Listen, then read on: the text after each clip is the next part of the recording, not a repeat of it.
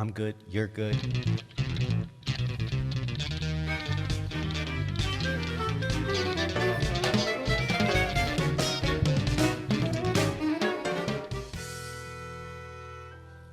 The borough of Queens in the city of New York hasn't always been the easiest place in the world to fall in love with or feel at home in. Its urban landscapes are often mundane, sometimes hideous, and occasionally even toxic. I grew up in Queens, and frankly, I didn't like it very much. Neither suburb nor city, certainly not the country. The borough of Queens in the 1960s and 70s, with its neatly segregated neighborhoods, its endless rows of brown brick buildings and belching factories, was a nowhere land this restless kid wanted to leave as soon as I possibly could. When I came to this country, I moved right over to Greenwich Village. You couldn't mention Queens to me. Ali El Said, Egyptian emigre and owner of the Kebab Cafe. I really did hate Queens, especially Astoria. I thought it's a stupid village, Astoria. I went to the clubs in Manhattan. I heard people talking right before about how cool Manhattan was. I went to listen to music in Manhattan. Everything was Manhattan, Manhattan, Manhattan. Then I lost my restaurant on the Upper West Side because of the rents. So I came to Queens where the rents were low. I said, okay, let me face the truth. I am a flea with other fleas. I did eventually escape Queens in my early 20s, but a decade later, I found myself again a reluctant resident of the borough most well known for Archie Bunker and two of the least hospitable airports in the Western Hemisphere. Drive over the Triborough Bridge today. I'm not going to call it the RFK. And you have entered the most ethnically diverse locality in the United States, still, according to the U.S. Census Bureau, 1990, 2000, and 2010. The airports are now the main port of entry in New York for refugees and immigrants from all over the world, as we've heard all day, making Queens a modern-day Ellis Island, where 167 languages are spoken, including English. Step out on the street, and you're in front of Guyana Gold, next to India's gifted psychic reader, on top of Queen Tofa's African braiding and weaving salon. Down the block, the Yogi transmission shop. When I was in Romania, I knew only Romanians, only white people. I was very racist toward gypsies. I threw rocks at them. It wasn't until I came to the United States in 1983, after my parents defected, that I had to change. Going to Forest Hills High School was like going to a different planet. For the first time in my life, I was surrounded by people from India and Africa and South America. For some reason, there was a huge anti-communist feeling in the air. I guess Ronald Reagan going around calling the Soviet Union an evil empire had something to do with it. I remember the kids in high school calling me a Russian commie, which was absurd because I wasn't Russian and I wasn't a commie. In high school, I made sure never to wear red. I walk 5 blocks to pick up the number 7 train. In a rush, I've walked a quarter mile of asphalt and concrete, past pungent piles of plastic garbage bags, parked cars with multiple anti-theft devices, and anonymous pedestrians. An elderly Afghan woman walks, stops, and waits at each of 3 median islands until she finally makes it across the 225-foot wide boulevard, alive but worn out. We knew the Taliban were coming because we used to get flyers in our neighborhood saying, we are going to capture the city. We heard they took women out of their houses and beat and raped them and killed the sons in front of the mothers. I'll never forget the day I got a phone call from my daughter in America. It was the first time I heard Shakeba's voice since she was a little girl. She kept sending us money in Kabul, in Peshawar. Then for 4 years, Shakeba tried very hard to get me to America. Finally, the American embassy in Peshawar did a DNA test with cotton swabs in my mouth. I was hoping they were doing the test correctly, so I would be her mother, because I am her mother.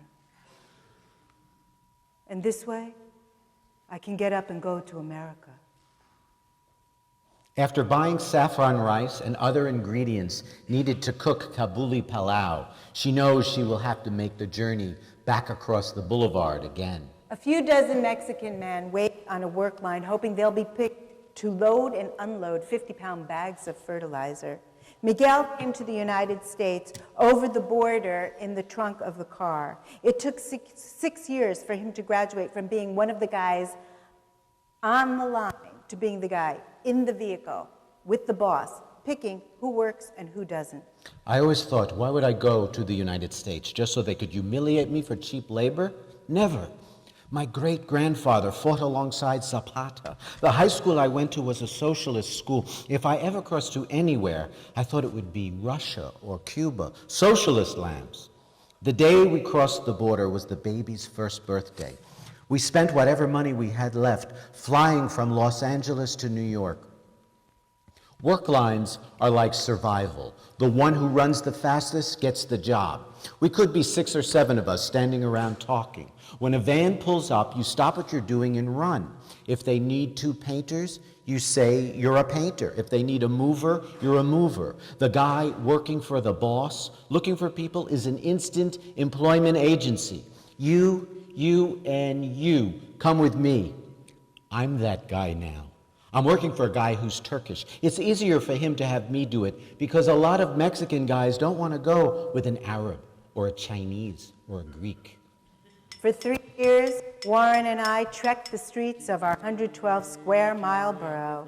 Across the major boulevards that cut through the 55 neighborhoods by our Down the side streets, into family-owned restaurants, bodegas, places of worship, libraries, schools, and community rooms, looking for migration stories, culture, and soul. Most of the people we came to know crossing the boulevard arrived in the United States after the 1965 Immigration and Nationality Act mandated an end to the discriminatory immigration policies that favored white Western Europeans. The 65 Immigration Act opened up the doors of this country to more and more people from Southern and Eastern hemispheres.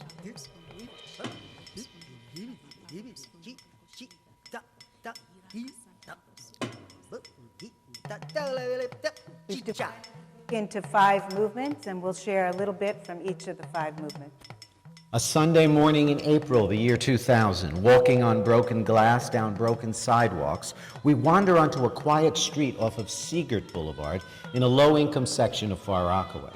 A few doors down from the Hasidic-run kosher market and the out-of-business medical center, across from a vacant lot and a hair-braiding salon, is a storefront with a sign that reads, Light of God Ministries. We tiptoe into a service. We are in a Nigerian Pentecostal church. Remy, the prophetess, presides over her congregation. Father in heaven, I put your people before you. I pray for a shield over every one of them. I pray for the cab driver that you protect them from accident, from robbery, from receiving unnecessary tickets. Lord, I pray for all the children of this church that you will give them wisdom and understanding. They will be grade A students. They will not be pushed into the subway track. You will shield them from bullets and police that misunderstand who they really are. Oh Lord, let no gunshot come near them. Let no guns come near them. I praise you for what you have done. In Jesus' name I pray, amen. Amen. In the beginning, I was not taking care that everything was growing evenly. Some people said I was favoring one over another. Almost half the church left. They thought I was Yoruba. Really, I'm from a small tribe in the Middle Delta. Now, most of the congregation don't know where I'm from. Each week, I wear the dress of a different tribe. Last week, I had on Yoruba dress. This week, I'm wearing the dress of the Igbo. Next week, I wear the dress of the Hausa. Sometimes we have Black Americans who come to our church, but they are never steady. Some of our church members look down on Black Americans, and some of our members don't want any outsiders coming to the church. I am comfortable with whoever comes. You are the only Jewish people that I know. We thought this was interesting since her place was literally like 2 doors down from a Hasidic market. I say hello to the Jewish people here, but you cannot penetrate them. They are always following each other like snails. That is why I was surprised that you said you were Jewish and you knew what kind of bread to buy in the market. Jesus, our Savior, did not call you by your color. Wherever you were born, you are welcome here. You are a human being. Tell me again, what do you call the name of that bread? I took this photograph looking through the leaded glass of the elevated subway station in Woodside, Queens, where we met Prajwal, a master of the Chaira Buddhist dance tradition from Kathmandu. There are 100 gods and goddesses in Chaira Buddhist dance tradition, but I only bring 10 here. When I put on the costume, it is not me anymore. It is the movement of the god or goddess that is dancing with my body. Finally, I figure out how to be happy in New York City. Expect nothing, have nothing. Even when I go outside and people yell at me, I am happy. It is Buddhist teaching. If everybody is liking you, egoness will be there. You are too proud. But if someone doesn't like you, it makes you more sensitive. I want to understand them, find out what it is they don't like. Even if they are wrong about me, there is truth in their dislike too. I must learn from that. New York City is very good for this kind of learning. So much space, and yet no space. A lot like home, so much criticism and anger, much knowledge.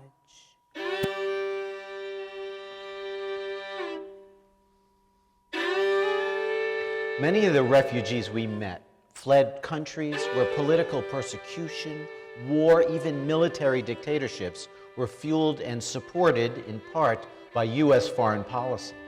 Ironically, after life became intolerable or too dangerous for them back home, they sought refuge and freedom here in the United States. Ramon Mapala is one of 10,000 Filipino ex-detainees who were arrested when the dictator Ferdinand Marcos declared martial law in the Philippines in the 1970s. Ramon is still a political activist by night and a real estate agent by day in Jackson Heights, where he helped his friend, the well-known journalist and author Ninachka Raska, find her pre-war co-op apartment. I wasn't afraid of being spoken. That was my problem. When you are like that, you walk into trouble. When they arrested me, I was brought to the headquarters of the Philippine Constabulary, the most notorious arm in charge of internal security. They booked, fingerprinted, and searched me. The colonel said, "Do you know that in a list of 5,000 enemies of the state to be picked up, your number only had 2 digits? First 100? I'm so honored."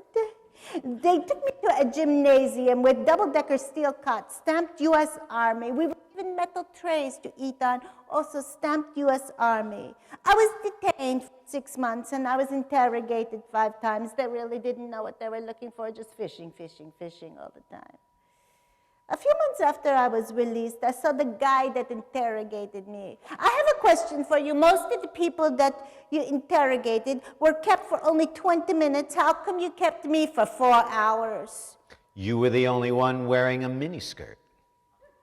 I thought I should really kill this fellow. Ninachka has 2 bulls in her apartment. Bulls are Igorot gods of harvest, which many Filipinos use to ward off evil spirits. Ninachka says she has 1 for defense and 1 for offense.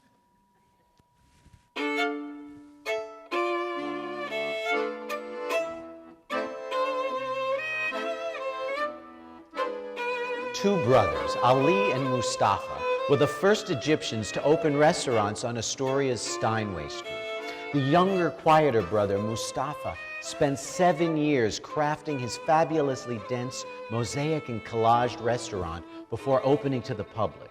From the outside facade, to the hand-painted doors, to the stained glass windows, mosaic floors, and tabletops made from glass slices and buttons, Mustafa's restaurant is filled with eyes. The eye of Horus, the bloody eye of a dragon, eyes of pigeons, eyes inside hands, all ancient Egyptian icons seen through the eyes of a man who loves contemporary art, invention, and a good laugh. 8 doors down, Mustafa's older brother, Ali, dishes up as much delicious philosophy and barbed commentary as he does Egyptian cuisine at his 8-table kebab cafe. I was the first one on the block to start a cafe. Now they're calling the whole neighborhood Little Egypt. Other people I know, artists, musicians who come to my place have been here a while too. We make the area nice. Good music. We want to clean the place. Then other artists and musicians come here, and that's wonderful. And now comes the real estate people. Now comes the money. They say, oh, this is a beautiful area. They buy the buildings and triple the rent. And for you, a person, you just want to feed people, entertain people, have a roof over your head. You can't afford to do that in this area anymore. You have to move out. You'll really kill yourself with the atmosphere you created. Honestly, many of the people we know in Queens never really wanted to live here. But like us, they ended up here because it was affordable. But over the years, rents and real estate prices have gotten a lot higher, as many of you know. Before our book came out in 2003, Ali said to us, "You're gonna ruin it with that book of yours? You better put in there that Queens is a roach-infested, rat-infested place, infested with West Nile virus imported from Egypt, with airplanes flying over our head all the time, dropping their toilet waste on our apartments." Well, we put all that in of him saying that, but he made us take it out before the book came out. But if by any chance you haven't been to Mustafa's or Ali's restaurants, we definitely suggest you eat there and talk to them. And listen to them, because Ali always has something unexpected to say.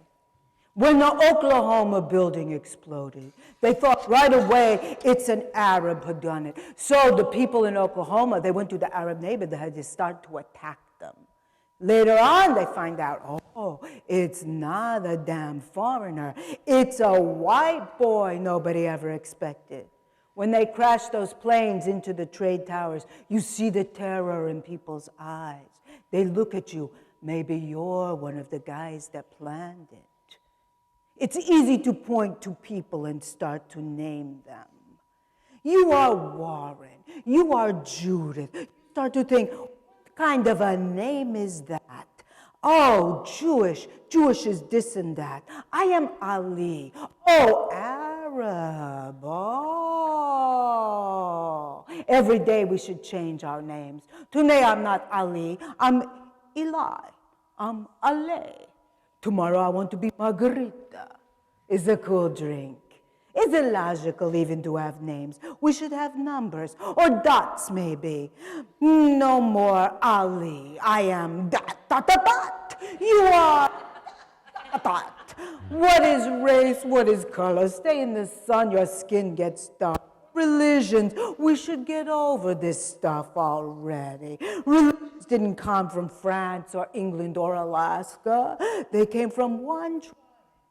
Or maybe it's a square. Start with Buddha in India, then Abraham, Muhammad, and Christ. We don't live in countries anymore. We live in a very small village. Nobody works as hard as people do in New York City. Not in the rest of America, not in the universe. An enzyme that changes one chemical compound into another chemical compound, that is New York. It turns slow into fast, rich into poor, poor into rich. You go to Florida. You ask for 2 eggs, sunny side up. In a half hour, they come with the grits. In 2 hours, you get your breakfast. You go to a coffee shop in New York. Before you say the last S, you got your eggs on the plate, you ate it, got the check, and you're out.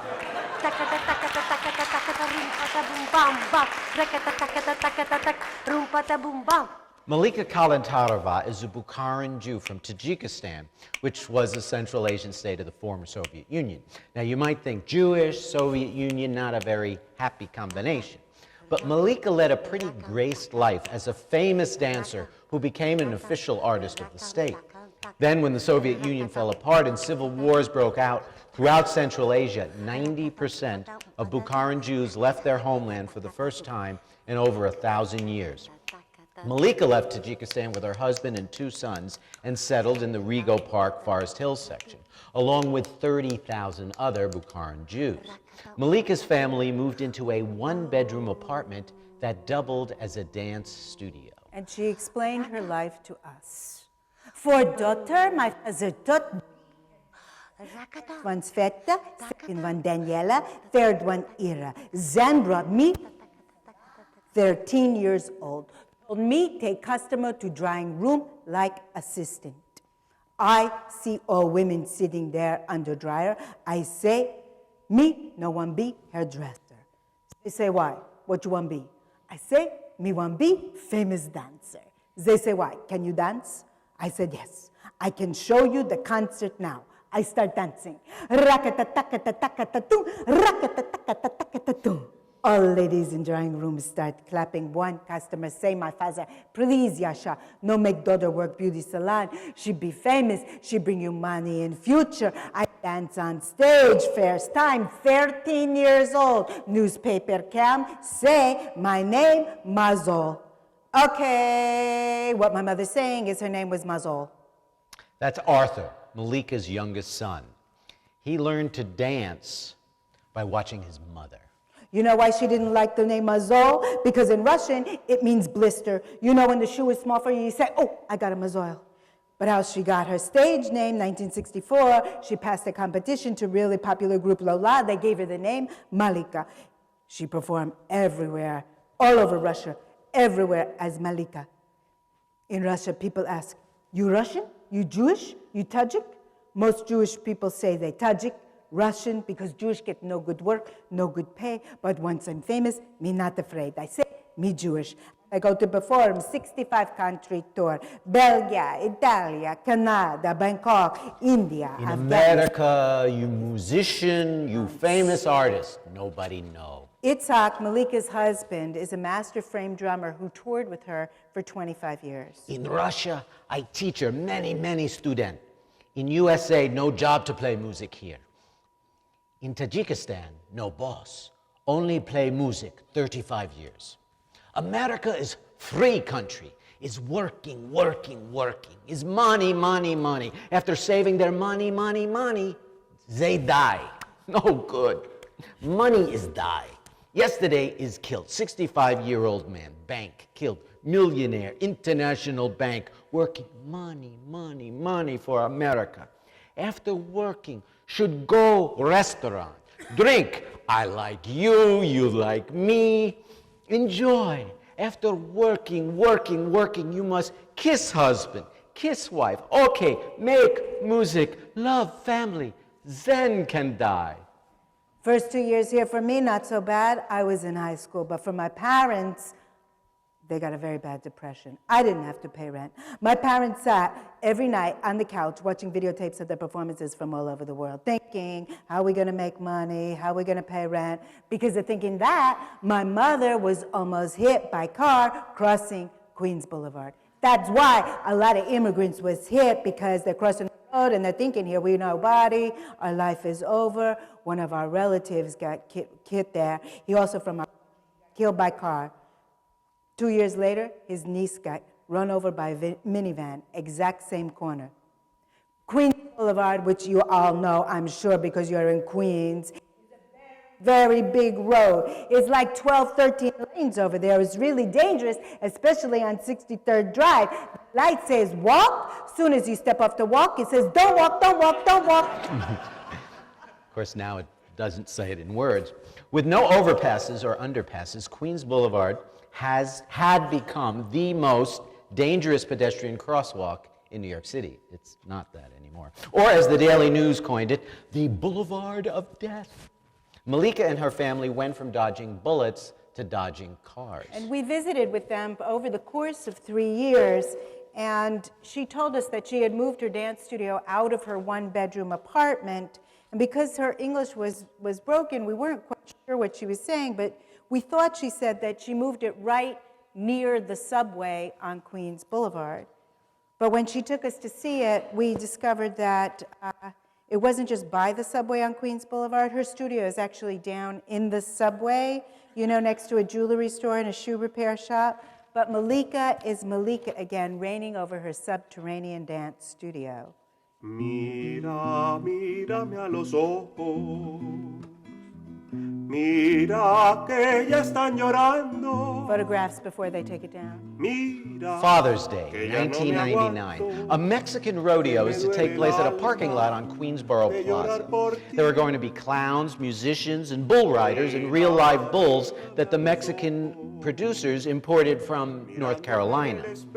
Unfortunately, one of the bulls jumped the fence, crossed Northern Boulevard, ran down that road, and instead of turning left and going over the 59th Street Bridge into Manhattan, it turned right and was chased 15 blocks by the cops with a helicopter flying overhead, telling them which way the bull was headed, till they finally cornered it in the parking lot of a public housing project. I was just sitting down to enjoy my cup of coffee in the Sunday paper when I've heard shots around here before, but this was like a nonstop shootout, like all of a sudden I'm at the OK Corral. I jumped up and I saw a bull coming down 36th Avenue at a pretty good clip, and cops chasing behind it in their cars. They must have fired dozens of bullets into the street. After getting hit by a barrage of 40, 50 bullets, the bull sprung a leak. You could see blood spurting out of him as if you had punctured a bag full of liquid. He moved a little to one side. This is the truth. That bull slowly laid down right by the handicapped parking spot. Helen's neighbor Leo is from the Himalayas, and he grew up with bulls on the street all the time. He's thinking, what the heck is going on? He grabbed his camera and took the photographs you just saw, one of which ended up the next day on the cover of the New York Post. Jorge, who is from Ecuador and also grew up with bulls on the streets, was hiding with his young daughter behind a recycling bin because bullets were ricocheting every which way. Needless to say, this was a fiasco for the producers, the Navarro brothers, who lost $80,000 in a single day and gave up producing rodeos in Queens, though for a while they were producing them in New Jersey. The ticket was prophetic, though. In Spanish, it says, "The event that will live in history." And it did. Dominican Republic. And the very last movement of some stories we'd like to share with you briefly is the great hope and our joy of our close-to-home journey here in Queens. And it came in meeting people who come together from many different countries because they have something in common, like politics. Unlike previous waves of immigration when one single group could swing a political election, as we're seeing today, there's so many new immigrants from so many different nationalities, no single group has enough clout to swing an election. So Morshed Alam, who is a former student leader in Bangladesh's fight for independence, started a political group with members from South Asia, Asia, South America, and Africa. Harjinder Singh is a proud Sikh American who is part of Morshed's group. No matter good or bad, he just loves it here. American people are the best people in the world. Even the criminals are good. When I first came here, I was driving a taxi cab, and one time a passenger put a gun in the back of my neck and asked me to hand over all my money. I gave him all the money from my wallet, $13. He said, "You sure that's all you have?" I said, "Yes, you're only my second customer of the day, sir." He made me empty my pockets, and then he abused me. "Oh, you're a bloody poor fellow. I can't rob you." He handed my $13 back, reached into his pocket, and gave me $1. "Here," he said, "this is to buy your coffee." I let him out on the corner and thought, wow, this is the most incredible country in the whole world. As an artist in residence, and you can see there's all these maps in the book overlaid over the neighborhoods where we met people. This is Long Island City, but many different countries. I'm an artist in residence at the Queens International High School, and I work with kids who come from 50 different countries. And one thing the kids have in common is that they, like all immigrant teenagers before them, are becoming more American than their parents ever will. A girl came back to class after I asked them to go home and interview their parents. She came back to class and she said, "You know, miss, My father left my country when I was 2. He didn't bring me here till I was 10. And now that you make me do this interview, he thinks I want to talk to him all the time, and now he won't shut up. Occasionally, cultural conflicts erupt. Addis is from Bosnia. He came to the U.S. in 1997 with his Muslim father and Serbian mother. The whole thing with Jonathan was misunderstanding. In my country, you tell somebody, I'm gonna kill you. It means we're gonna have a fight. But in America, people take things really seriously, especially after the Columbine shooting, and especially if you threaten to kill someone on the internet, like I did. I was making fun of Jonathan because of his touchy, kissy ways with the girls. In my country, you don't touch a girl unless she's your girlfriend, even if you're just friends. A kiss on the cheek the way they do is not good. That's why we have hands, to shake them. For 4 years, I've been surrounded by all these Spanish kids, but still my culture is burned into me. It doesn't get erased like a tape recorder. Albanians are like us too, all the Balkans. You're a sissy if you show tears. I got suspended and banned from the computer room for a month. They weren't gonna let me back in the theater class either because Jonathan was in there. So I apologized to everyone to let them know I was no threat. I didn't want all those months of rehearsal to go to waste. I would never kick somebody's ass just because I'm jealous of them. I have my limits. Maybe I was thinking, if I go up to a girl, hug for a half hour, she'd be like, get out of here, you pervert. When he does it, it's normal. Miss, I wish my culture was, more affectionate. Guys aren't supposed to have feelings. We're supposed to be robots with batteries in them and the feelings shut off. We end today's tour with some of the members of the self-described punk, gypsy, cabaret band Gogol Bordello. Like so many people we know, their relationship to Queens is one of passing through. Ukrainian-born Eugene Hoots, the central force behind Gogol Bordello, was going upstream in a boat with his father from Kiev towards Chernobyl the day the nuclear power plant exploded. As atomic refugees, Eugene and his family went to stay with relatives in western Ukraine, where Eugene came into contact with the gypsy side of his family for the very first time. He eventually came to New York and started a band with musicians from Kazakhstan, Sakhalin Island, Israel, and Queens. Queens has been an absolute goldmine for our musical collection as well as social sidekick place. We might be doing our CD release concert at Bohemian Hall in Astoria. The place is great, except there's a group of neo-Nazis that hangs out there. Young kids in black t-shirts. I forget about that aspect in New York. Usually you hear about neo-Nazis in Austria or England or somewhere in Midwest. This whole universal redneck thing, go back where you came from, exists everywhere. It's very well developed in America. Neutral country. Germany too. You can still feel the vibe if you go to Munich. If the people get the chance, they'll do it again. This is part of why the whole globalization thing leaves public very confused. Because the same people will kill you for your gypsy background, and then they'll go to the store and buy your record. On the one side, globalization is a ridiculous, fabricated by marketing heads concept that helps sell things that people don't understand. It's killing the culture, watering everything down. On the other side, you have anti-globalization artists, and people think we're about being secluded in our own culture. It's not about that. It's about preventing the sameness of the world. That's what global culture is bringing, complete confusion. Is this Brazilian or Arabic? Eventually, you won't be able to tell. It'll be 300 million states of America around the world. Music made for the fucking mall, where you can buy all these idiotic shirts and souvenirs that you can't tell where they're from either. Like when you drive through America. Okay, this is Massachusetts, this is fucking Connecticut. What's the difference? I don't know. Gas station, McDonald, gas station, McDonald. Pretty soon you'll go to Slovenia, you'll see the same shit too. Where we all meet is our own version of gypsy music. Everyone in the band is about knowing your tradition. You already rejected it, acquired a distance from it, inhaled all this new stuff.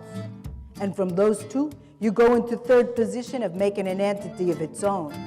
That's how you keep the tradition, by making it new, mutating it and making it new, freely deriving from whatever the fuck you like.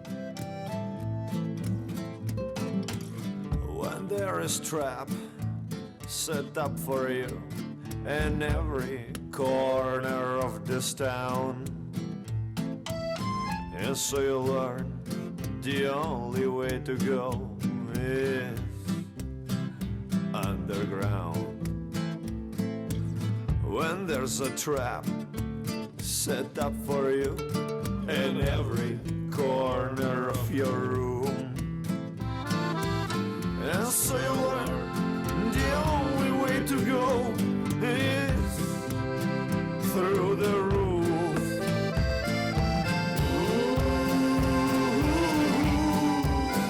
Through the roof, underground.